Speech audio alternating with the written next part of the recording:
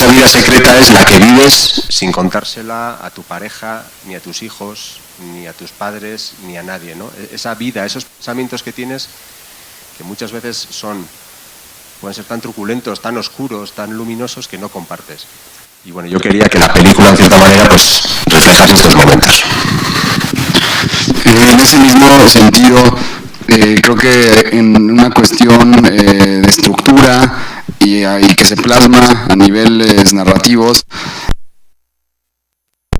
movimientos, estos tránsitos de los que tú hablas, que pueden ser en la moto, en la lancha, en los autos, tienen que ver también con la impermanencia de las cosas, con lo que todo está cambiando constantemente, los estados de ánimo, el mismo entorno, la naturaleza, que no siempre permanece igual. Entonces creo que ahí es en donde también se genera como toda esta transformación, que como bien dices, está ya dada desde que inicia la película, pero hay como una transformación constante en todos esos personajes.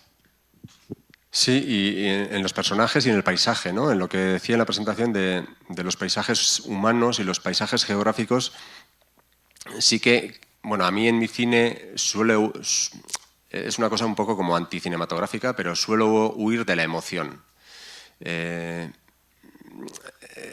Buscar la emoción de una manera, digamos, como con mecanismos, ¿no? Buscar andamiajes para buscar la emoción, acercar el plano, el uso de la música, es algo de lo que suelo huir. Me gusta más que el espectador sea el que pueda sacar sus propias conclusiones, o yo pueda sugerir algo y sea el espectador el que de alguna manera le dé respuesta, ¿no? Yo tengo la sensación que como espectador a mí me gustan las películas que no me explican todo, que no me muestran todo, y bueno, y como cineasta también trato de hacer un cine en el que no doy explicaciones de todo, ¿no? Yo creo sinceramente que tanto en el cine como en la vida no hay que saberlo todo, ni hay que buscar las respuestas de todo, ¿no? Debe haber cierto misterio y yo busco hacer cosas con misterio. Y en ese caso, lo que dices tú es verdad y se ve un poco al final de la película, ¿no? Nosotros hemos acompañado a estos personajes que se presentan de una manera un poco independiente, y a medida que la película va avanzando, el puzzle se va juntando, vamos descubriendo pues las conexiones que tienen entre ellos, pero al final de la película también es un final en el que no cabe la emoción, ¿no? Quiere decir que pues uno desaparece, el otro se va y se queda el chaval, y el chaval se busca la vida y les entrega o les vende la cabeza de ciervo a los chinos, ¿no? Quiero decir que la vida sigue y no nos podemos parar en ello, ¿no? Todo lo que era tan importante hasta un momento, en el momento en el que desaparecemos, para nosotros puede desaparecer algo, ¿no? Yo siempre lo comparo con estas joyas o los muebles o el reloj del abuelo, que es algo que queda en la familia, que el abuelo no lo cambiaría por nada, y en el momento que se muere el abuelo va directamente a internet y la familia lo vende, ¿no? Porque aparte del abuelo para nadie tenía ninguna importancia, y bueno, pues yo tengo la sensación que la vida es un poco así también. ¿Alguien tiene alguna pregunta? Por favor. Gracias. Hola, buenas tardes. Bueno, primero felicitarte.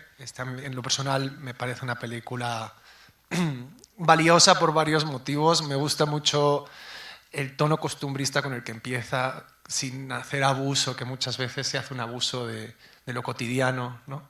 Cuando se quiere narrar desde este día a día. Y como muy bien lo han comentado, ¿no? Cómo transitan los personajes, y me parece excepcional, y no lo había pensado, que la película empieza cuando los conflictos acaban, y eso es lo más anticinematográfico que hay, y me parece un reto, ¿no? Entonces, bueno, y aparte en sí misma hacer una película me parece una cosa que implica pues muchísimo trabajo, entonces felicidades por eso. Pero mi pregunta va más enfocada en, me gustaría saber, o me gustaría si nos puedes compartir, por favor, cuál fue tu metodología de escritura de guión, cómo fuiste configurando estas historias, si te has apoyado en historias de vida preexistentes que hayas podido transformar en ficción.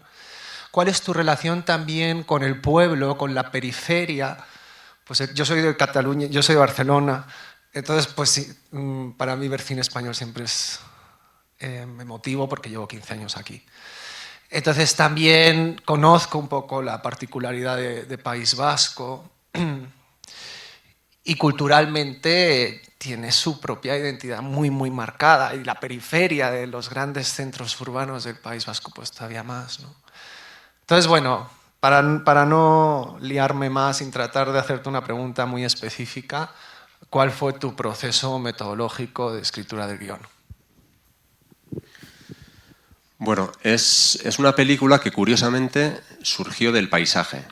Yo transité durante muchos años en la carretera que va rodeando este río y esta marisma, y siempre me llamó la atención como un lugar que en el momento que llegó la desindustrialización a España, ¿no?, como también llegó a Cataluña, el País Vasco, ocurrió en todos los lugares.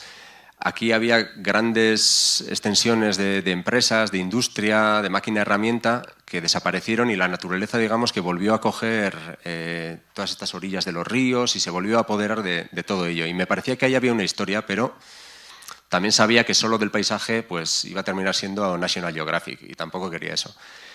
Y el chispazo surgió de una manera doble. Uno, cuando encontré esta casa, y esta casa bueno, nosotros luego la exageramos un poco para la película, pero estaba dividida en dos y se veía claramente que ahí vivían dos personas que no se llevaban bien. Que en este caso no eran hermanos, pero yo me basé un poco en la relación que tengo con mi hermano y dije, aquí tengo una historia de yo y mi hermano siendo mayores, vamos a terminar así. Y bueno, hay una parte autobiográfica, no tan exagerada tal vez, pero sí hemos tenido pues como nuestras cosas. Pero luego, sobre todo, el detonante fue un día que iba transitando por este camino, vi en una parada de autobuses un grupo de unos 12 trabajadores africanos. Y de repente como que me estalló un poco la cabeza, ¿no? ¿Qué hacen en esta zona perdida de Dios a la que no se quiere acercar nadie 12 africanos? Y por supuesto eran 12 africanos que habían ido allí a trabajar en unos campos de agricultura. Y ahí es cuando me empecé a interesar un poco por esta gente que viene a trabajar aquí, y encontré pues eso, la figura de este chaval, que él es saharaui, y bueno, llegó con 4 años, mucho de su biografía está metido en la película. Yo había escrito otro tipo de biografía, pero la suya me pareció más interesante y digamos que la adecua a la película.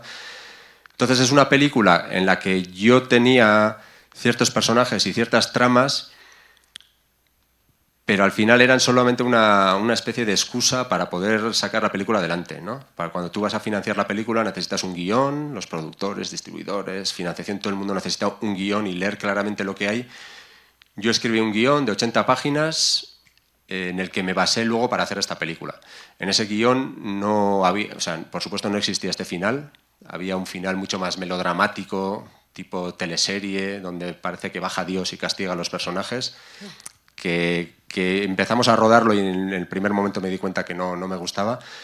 En el proceso de localización encontré esa especie de cementerio de barcos, encontré muchos lugares en los que decidí que tenía que filmar, aunque todavía no sabía qué, y por ejemplo todos los viajes en el río hasta la desembocadura del mar y tal, eso no estaban en guión, pero en el momento que estábamos rodando pues hay un elemento de instinto también, ¿no? y de juego, y a mí como cineasta, entre otras cosas, pues me gusta divertirme mientras trabajo, o por lo menos que haya esta búsqueda, y pues decides destilar el guión y quitar muchas cosas y lanzarte a otras.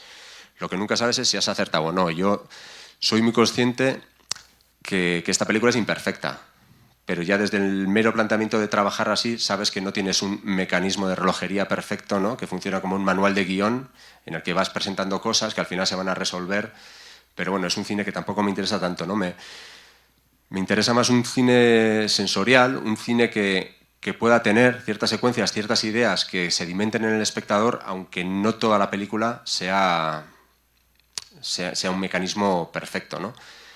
Y para no enrollarme así más, eso, el proceso de escritura, en todas las escuelas de cine se suele decir, ¿no?, que el guión se escribe 2 veces, uno cuando escribes el guión y otro cuando haces el montaje. Yo tengo casi la certeza de que el guión se escribe 3 veces. En rodaje hay que escribir el guión también. Estás trabajando en lugares, en espacios concretos que hacen que todo cambie. Estás trabajando con actores o con no actores, como en este caso, que hacen que también cambie, ¿no? En el momento que tú ves el guión hecho carne y hueso, ves que hay cosas que funcionan y otras que no, y hay cosas que surgen y que son maravillosas y otras que no. Aquí hay un montón de planos y secuencias que están robadas al rodaje, que el equipo de rodaje no sabía que estaba filmando, pero yo tengo como cierta complicidad con el director de fotografía y él seguía rodando y han entrado ahí, ¿no? Bueno, yo también soy consciente que el peligro de este tipo de cine es que, bueno, que no vemos películas, digamos, perfectas dentro de una especie de teoría del cine de lo que tiene que ser, ¿no? Pero bueno, hay que tomar riesgos y hay que divertirse trabajando, no sé. Una siguiente pregunta. Bueno, a mí me gustaría preguntarte, hablabas de lo sensorial y en esta película creo que es muy evidente lo que por lo menos a mí como espectador me transmite el flujo del río, los sonidos de la lluvia, la naturaleza, el entorno. ¿De qué manera tú te fuiste inspirando? Tú vives muy cerca de estos ríos y cómo es que tú te ibas inspirando en ese contexto, en ese paisaje. Sí, bueno, yo creo que está en la película, el polígono industrial en el que el chaval va con la moto y todo eso. Yo estuve años trabajando ahí en una empresa de metal, pues de los 20 a los 23, y es un entorno que a mí se me hace conocido, se me hace como muy familiar, ¿no? Y era un poco también una búsqueda de tratar de hacer un cine, en este caso un cine bastante local, como puede ser el cine vasco, pero que no surja desde el folk, desde lo antropológico, desde una visión del mundo vasca o decirle al mundo cómo son nuestras costumbres, nuestro idioma, nuestro entorno, ¿no? Nosotros, el cine vasco tiene para mí el defecto que trata de mostrar un mundo bucólico pastoril, ¿no? Como de fuertes pastores y pescadores y es que el País Vasco es esto. Yo lo siento mucho, pero hasta en el mundo del caserío, en el mundo rural, el País Vasco es esto. El País Vasco es una mezcla de mucha gente que ha venido de fuera, que está viniendo de fuera, que es la que trabaja, ¿no? La que trabaja en estos entornos, que contrariamente a lo que se nos dice, porque hay esta idea como de confrontación o de tratar de mostrar una confrontación con el que viene de fuera, viene con una cultura y unas ideas distintas, y es una puta mentira. O sea, yo alucinaba con Laulad, el chaval, que es saharaui, en este pueblo, que es Aguinaga, y todas las localizaciones son naturales, o sea, no estuvimos buscando, sino adecuamos el rodaje al lugar en vez de los lugares al rodaje. Y él tenía una relación con los del pueblo que era muy fluida, porque él, en sus vivencias de pequeño, había vivido, por ejemplo, el furtivismo. Entonces, tenían unos códigos, en cuanto, por ejemplo, a lo de la caza furtiva, a lo del manejo del dinero sin tarjetas de crédito, sino dinero en billete, el trapicheo, ¿no? El andar constantemente buscándote la vida, y ves que su naturaleza y su cultura y su educación es mucho más cercana a la de la gente de este pueblo que a la mía, que yo vivo en San Sebastián, pero bueno, pues me he educado igual de otra manera, he vivido en un entorno más urbano, ¿no? Aunque conozco este entorno también, y para mí era alucinante ver o sea, como lo iguales que eran Laulad y algunos señores mayores de este lugar, y lo bien que se llevaban, ¿no? Y le enseñaban las escopetas y le enseñaban cosas que a los demás no nos enseñaban, pero porque había algo que les unía, y era pues una vida fuera del mundo más urbano, más cosmopolita, más de internet, de redes sociales y todo esto, ¿no? Pues una relación como mucho más personal y cercana. ¿Alguna pregunta?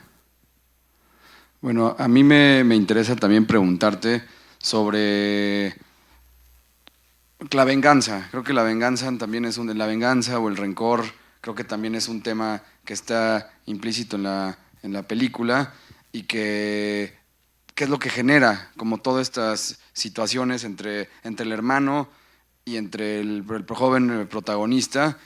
Y quiero que me hables sobre eso, sobre la venganza como un motivo, o el no dejar ir como estos sentimientos que pueden pasar toda una vida, ¿no?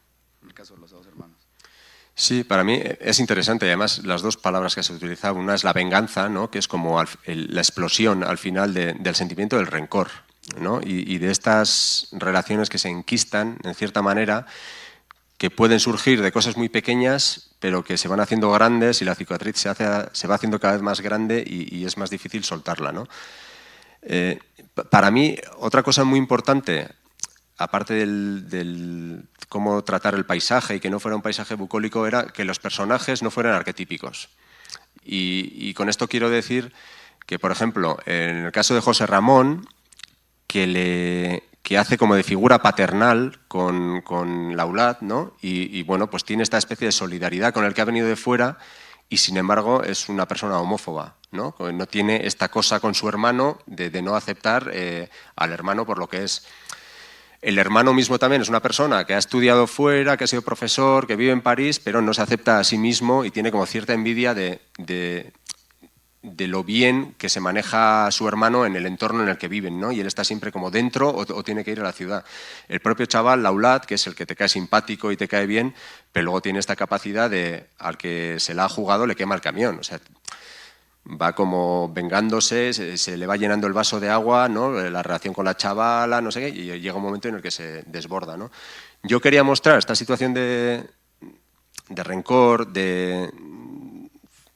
sí, de cosas que nos van como quemando por dentro, ¿no? Como que estuvieran ahí en la película, pero que tampoco fueran...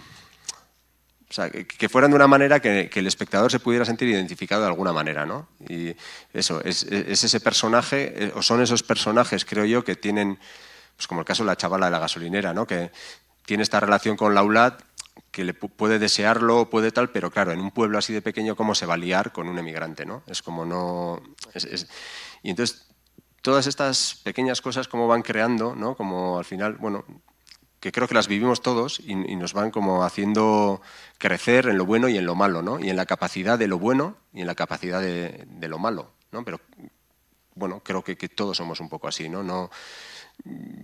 Yo tengo, bueno, la esperanza de que cuando la gente vea la película no se quede con la sensación de que un personaje es bueno, otro es malo, pues uno te puede quedar más simpático que otro, pero bueno, que tengo la sensación que todos podemos conocer este tipo de gente, ¿no? ¿Alguna, por favor? Nada más una duda que es un poco curiosidad, porque la producción es amplia, el equipo es amplio, el trabajo es bueno, entonces implica una inversión económica a la altura de, supongo, de un promedio de películas del cine nacional. Quería saber un poco cómo ha sido la distribución en España.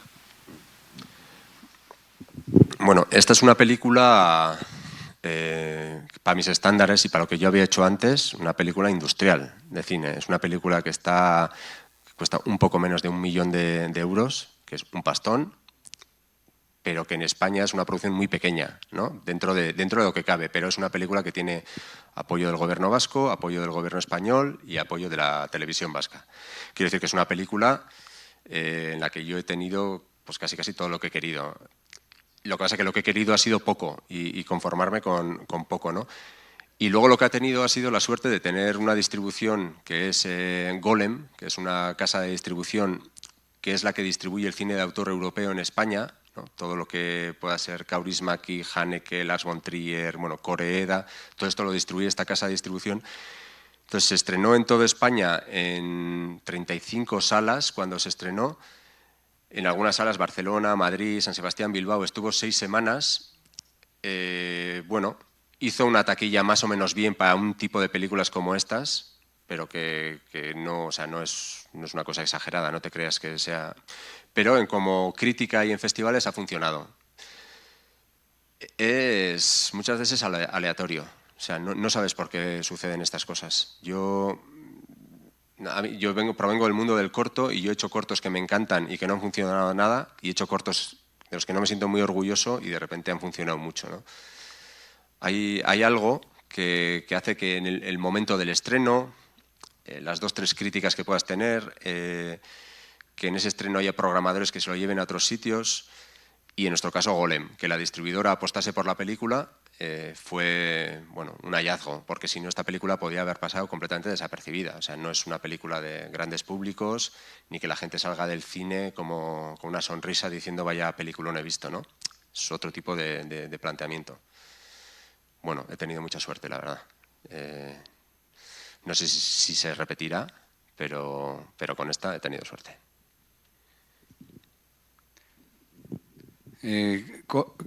Hay una pregunta arriba. Coldo, ¿quisieras decir algo más? Bueno, simplemente agradecer que hayáis venido, que hayáis utilizado el sábado a la tarde para ver una película así. Y bueno, simplemente eso. Que en el futuro, cuando vean películas españolas, cuando vean películas vascas, catalanas, películas de donde sea, vean que hay distintas realidades, ¿no? No todo es comedia madrileña, no todo es cine comercial, industrial, que hay otras propuestas como esta, el mismo festival Black Canvas, ¿no? Está la de Isaac y la Cuesta, hay películas que muestran la realidad de otra manera y bueno, yo creo que es interesante hacer un esfuerzo y ir a verlas. Y gracias por venir. Gracias a ti.